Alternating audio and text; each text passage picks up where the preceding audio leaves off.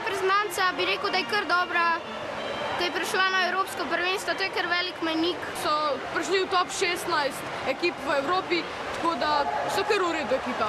In ima tudi igralce, ki lepo igrajo. Mene je najbolj bolel tisti poraz proti Slovaški. Na začetku jim je ful dobro šlo, potem je pa Slovaška res začela zmagovati. Niso se dobro zorganizirali in ne morejo si lepo postaviti napada. V napadu so malo prepočasni. Naša ekipa se je sicer dosti pomladila, imamo tudi novega selektorja. Čez mogoče kakšno leto bo postala zelo dobra ekipa.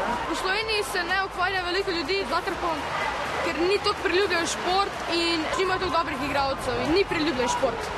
Treniram ga pa zato, ker mi je voda zelo všeč in tudi igra žogo so mi zelo všeč. Vaterpolo je v bistvu kot rokomet v vodi, samo da ne smeš prijeti žogo z dvema rokama. Igralec vaterpola mora prvo dobro prijeti žogo, hitro plavati in biti dosti močen. Ne sme sam igrati, da mora vedeti, da je to timski šport. Je grob šport zato, ker večina igralcev tudi grobo igra in te tudi lahko grdo odrinejo, kamorkoli, ker te boli.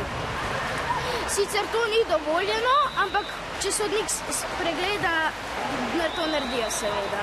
Kar groba, ker se veliko potapljamo, če tebe potopijo, pa te držijo, pol ni bil fajn, ampak če pa zmagaš, pa je pa fajn.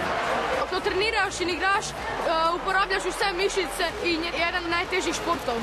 Jaz bi rekel, da smo med sabo kar prijatelji pa povezani, pa tudi, kakor se vidi na turnirjih, smo še kar dobri.